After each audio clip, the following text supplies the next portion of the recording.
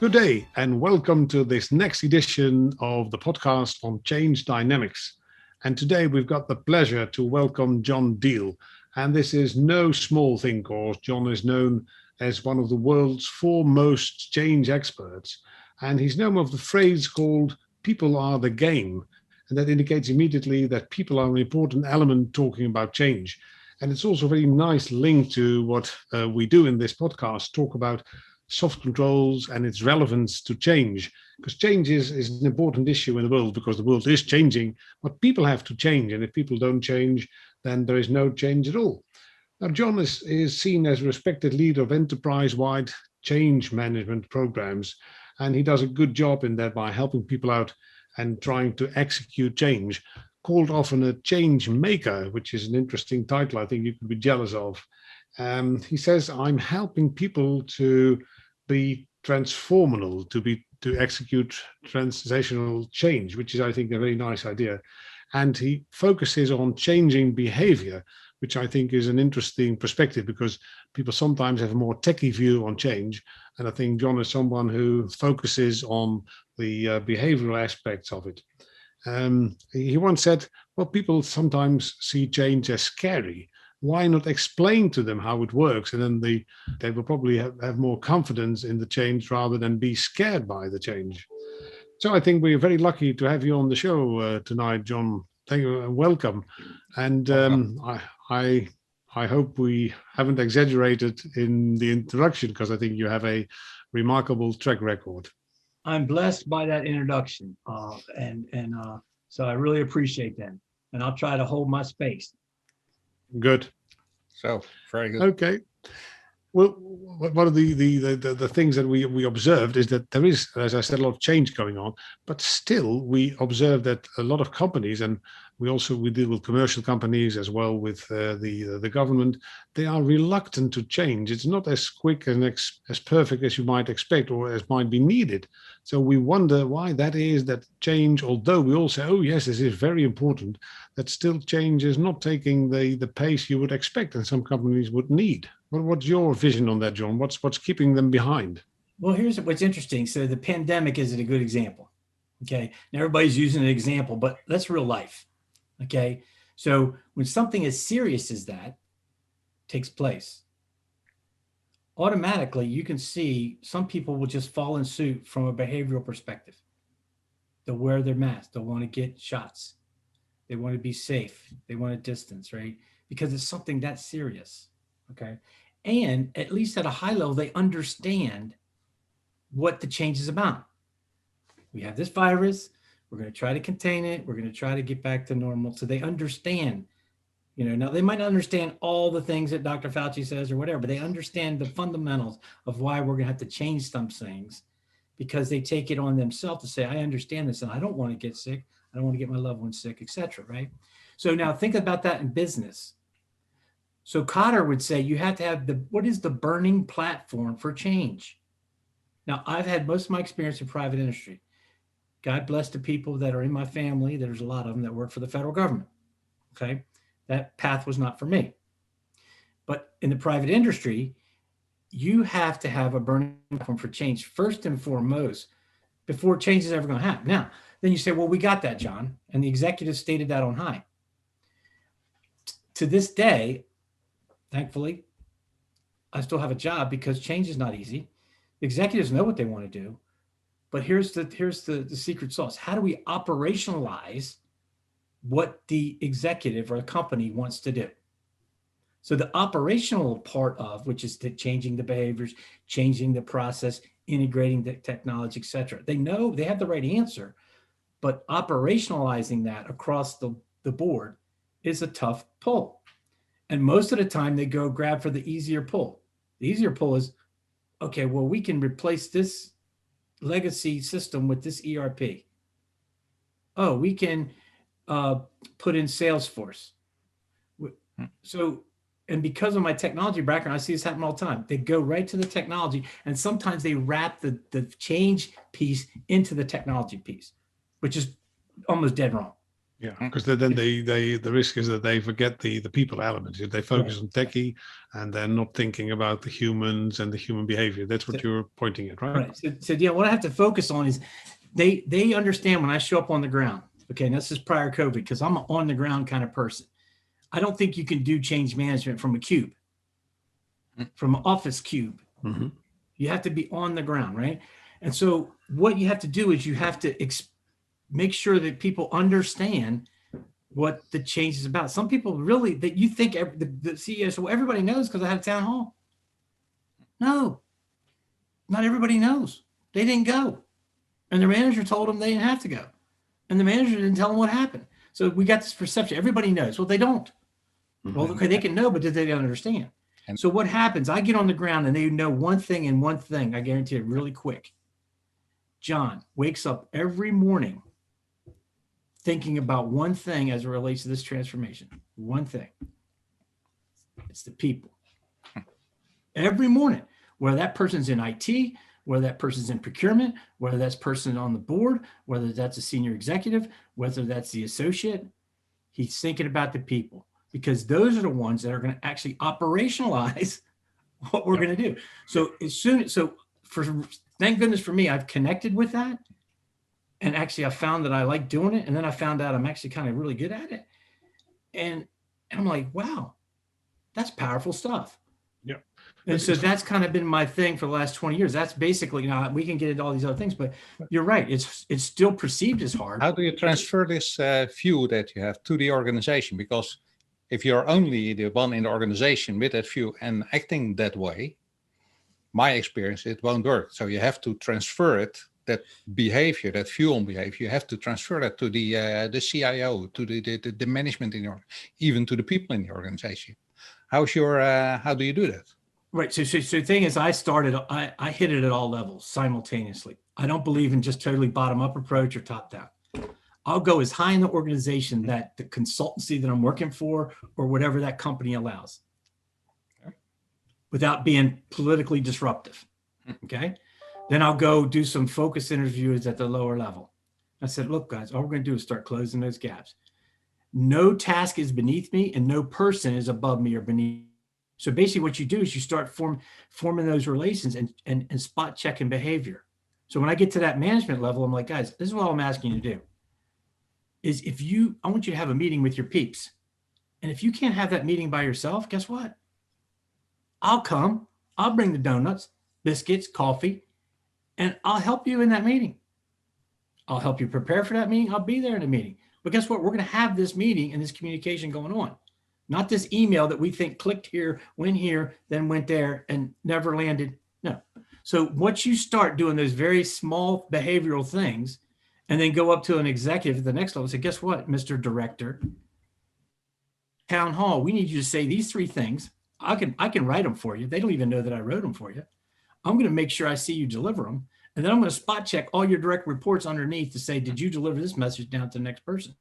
And you see, this sounds fundamental, but what I find is people say that they're doing these things, but they're not happening. Mm-hmm. Right. So that's what you can modify behavior. Yeah. And if you modify behavior, you'll modify the way people think and the way people start acting. And therefore, then you're going to get some fundamental change. Now, I never said it was easy, but if you commit to that every day and they know you're on the ground evangelizing that, have the top level support of the people at the way top, and John's not afraid to show up on the shop floor or on the manufacturing floor or inside the distribution center, they know this guy is not going anywhere. He's here for the journey and all he's thinking about the peeps, not about the software. Yeah. The funny thing is, if you look at methodologies, then they usually have a very low attention for the soft controls. Is usually, if you think that, for instance, on the fail factors of projects, they will probably see things like the planning was not good, the requirements not well defined, the user not involved. It's all about sort of techie things like not enough money, not enough planning. And they simply forget to mention human behavior as a fail factor. And that is funny, because I think we all agree that the human behavior is is the basis of a lot of things, but still methodologies, they sort of deny it and focus on techie. Is that your impression as well? Yeah. So here's the thing, that struggle. So over the last 20 years, right? First of all, people that you say change management, they're like looking at you like crazy. Like, what is that? And some people actually still thought it was the change management process as it relates to software. Right. So now fast forward 20 years, it's gotten a lot better, but I still find myself asking a few fundamental questions at the beginning to these folks. How well do you think your people understand what this change management, if you will, work stream is all about? And I liken it to I always tell the PM story. I said, Mr. Executive or Mr. Director, would you think about running a multi-million-dollar project without a project manager? They all relate to that. They go, oh, no way. In fact, we really have a really good one. In fact, we got 2 of them, and we have a PMO and blah, blah, blah. I'm like, look at there. I said, well, I'm going to submit to you right now.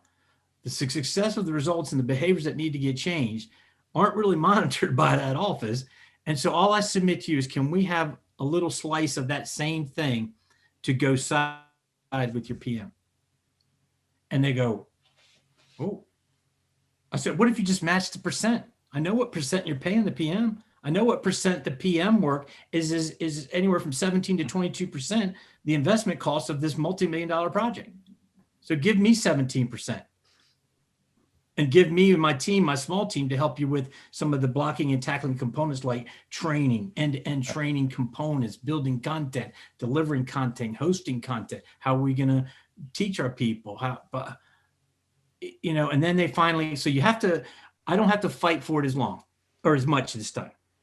But I still find myself, and you guys probably too, think about this. How many times are we brought to the game after the game's already started? Think about it. That's 99% of the times. Yeah. So I say, I want to, when you had your PM in there building the plan before you even launched, did you have any CM seat at the table? They go, no. We didn't think we needed you till like 6 months later, because then we got to train people. Well, so guess what? It is what it is, but you know what? We got to play a little catch up now. And guess what? I don't really like those situations, but I would say over 75% of the time I get brought in late to the game. So I make sure they understand the expectation of what happens when you get brought late to the game, because I'm not Superman. I got a comp sci degree out of Virginia Tech. I'm not a behavioral scientist. I'm an operational practitioner that for some reason I figured out ways to get people to believe in where we're going, and knowing that they have to change their behavior without hitting them in the head, because if they don't, they might need to find someplace else to work. I didn't come up with this idea, your executive team. Actually, I kind of agree with what they're trying to do here. You're working on a legacy system that's 20 years old. I've been in IT forever. Siebel's not even supported anymore. What happens if it breaks? That's why we're going to Salesforce. Mm-hmm. So it's not, so the more I find myself explaining on their level, the more I go, yeah, I think we're going to have to do this. And I think John said he'd help us.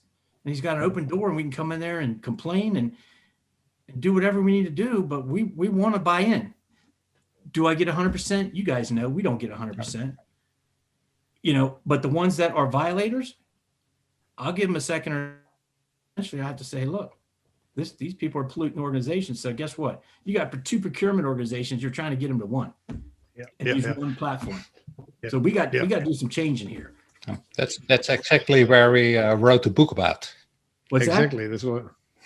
Yeah, Jeroen said that one of the books that we wrote is called the Project Saboteur, and it's a sort of a handbook for people to sabotage your project. And it's exactly what you talked about. It is that people have a resistance to change, and based on that, they come up with all sorts of excuses and behavior which is very non-productive, and they even go so far to sabotage your project. And the book has been selling very well simply because people recognize, oh yes, this is the truth. People sometimes absolutely sabotage the project. Let me ask you this: for being a good guy, do you think I might be able to negotiate a signed copy of that book? Yeah, of course.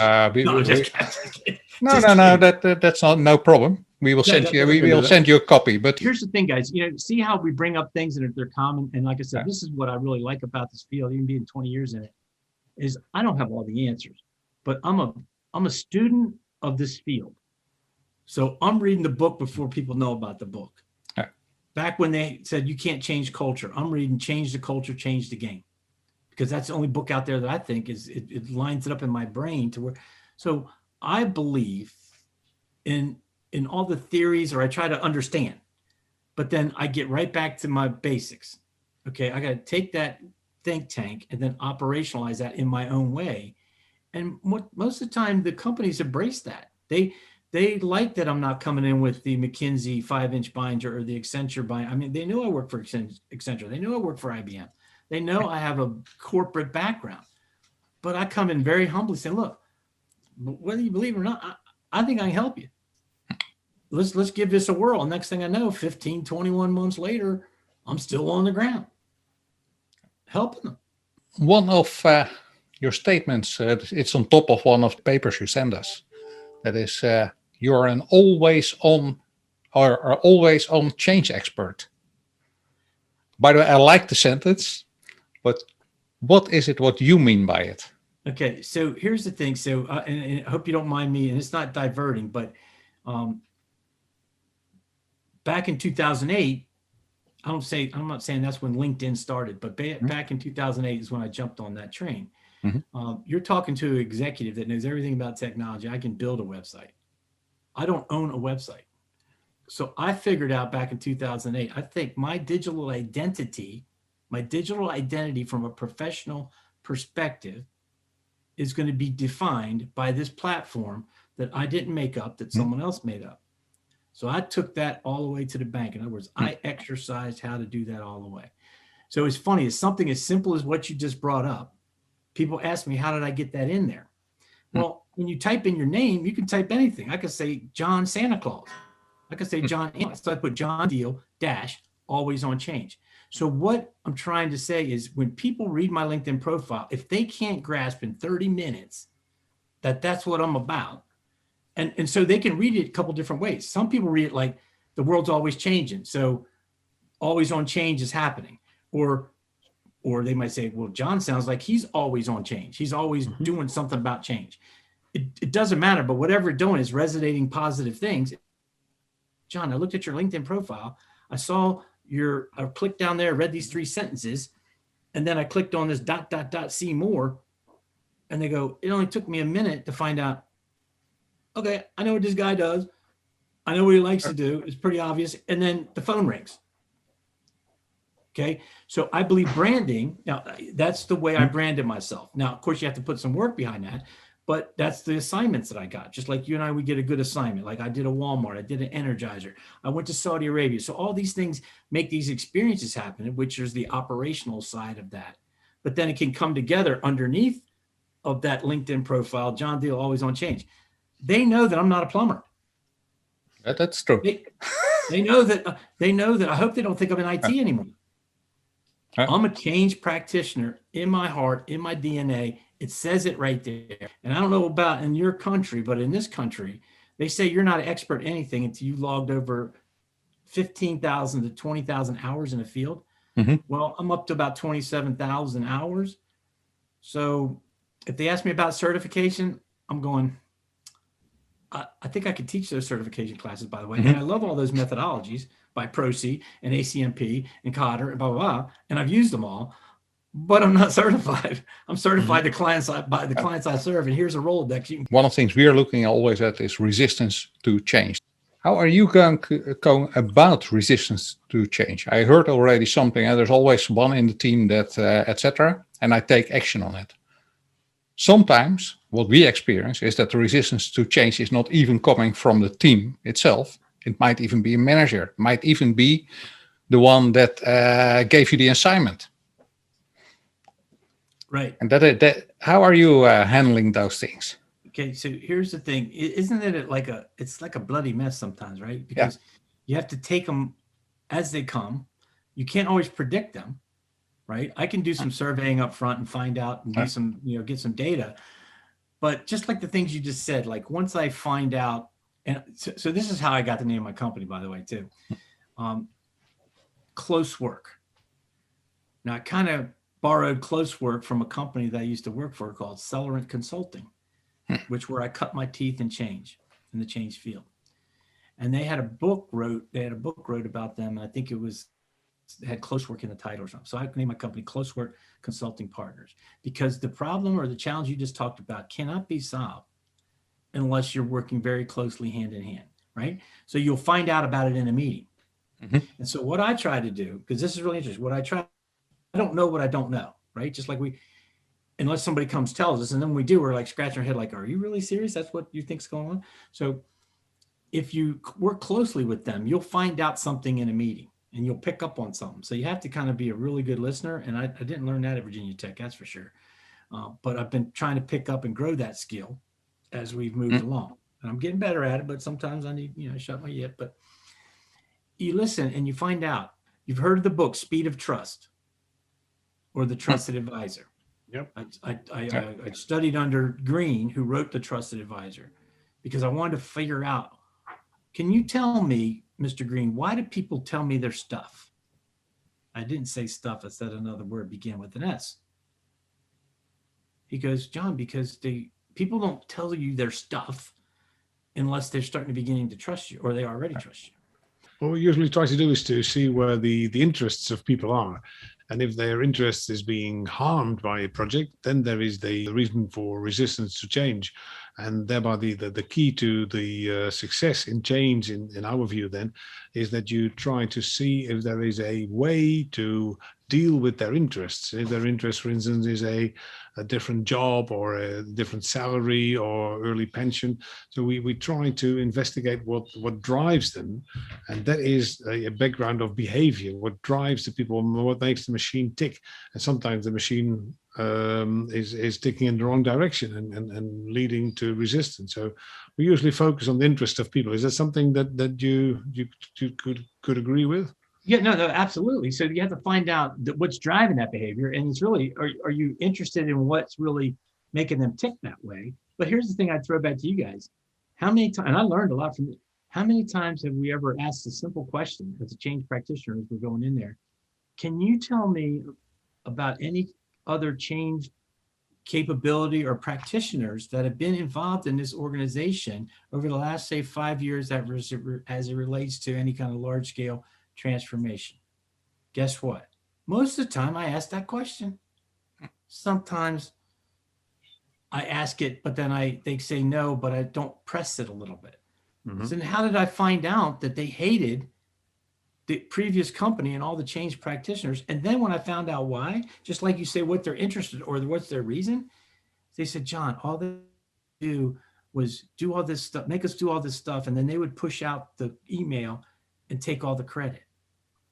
And I go, well, guess what? That's not what John Deel does. That's not what I'm going to be doing. But you better roll up your sleeves, because you're going to have to be doing some of the work. And I'm going to stand you up like you've never been before. She said, well, what you're talking is a foreign language to the two executives above us in this. And guess what? It happened only in that one work stream. Say I had 17 work streams across the transformation. Why is it only happening in 2 or 3 out of the 17? And so you have to and I just happened to got dealt the worst one. Trust me. They did not want me. They did not want me in the ground. And I was on 4 other work streams. That one was my nightmare until I got to the point where I understood what the resistance was and why. I said, tell me what it is. And they go, well, I said, you got to give me a shake, because I am not that company. I am not that person.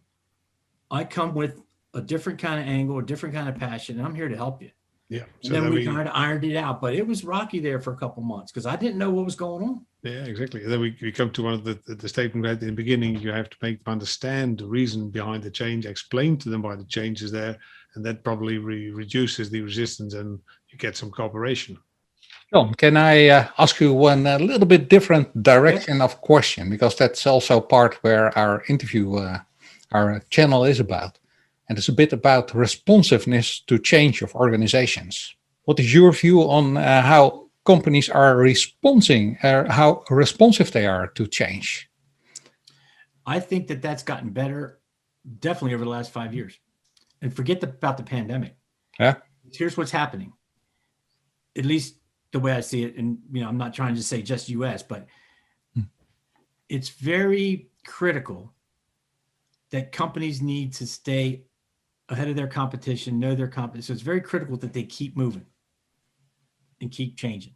When will be the day when they'll go, okay, we want to build this capability internally? Some of them are doing it, like Coca-Cola here in Atlanta, are building their own internal capability. So they don't have to hire consultants like me to come in. But I still find most of them are going, no, John, that sounds like a good idea and it could be kind of cost effective, but that outside blood, that outside view, and that you don't have no favoritism, you're showing up with one thing and one thing in mind only. You're not playing any politics. I really don't know how to do that well. That's why I'm not in politics, but I have a passion to try to help move their people through this transformation. Why? Because I actually happen to believe in what they're trying to do. Exactly. Yeah. And that helps me. But I know the ride is going to be rugged sometimes. But guess what? I find myself going to the airport one more time. And you know what? Here's the thing. The joy I get out of becoming a fabric of the organization. And yet it takes a lot out of you. You guys know when you're trying to navigate someone through resistance or whatever, you have to kind of put yourself into it. Actually, yes, you got to be careful how much emotion because you still have, but I put myself really into it because that's what I want to do. So I'm pretty tired at the end of the week because these are my peeps. These are the people that are counting on me, right? And so it's really it's a different kind of field and a different kind of feeling that I had for the first 20 years of my career in IT. Yeah, we can see that. Okay, then we're back to the starting point of this good interview. Saying people are the game. There's one of the statements that I think we can quote you on. People are the game, and change is here to stay. That's what we say.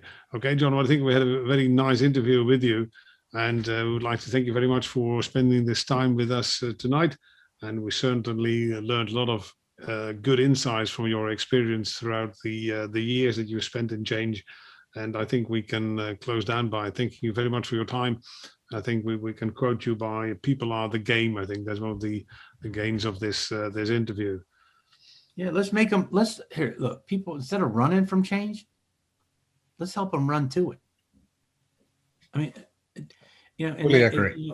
And I try to simplify things. Operationally it gets tough, but they just need to understand. And if you have a passion for that, they kind of start catching on to it, right? And so that's, I'm thankful that I got people like you out there that are also pushing this envelope forward. Oh, yes, yeah. Writing books and doing these things because I believe in the space, and as long as I'm still working and doing this, I'm going to give it the best shot, and then I'm going to go fish and play golf for the rest of my life. Yeah. You can help a lot of people before that.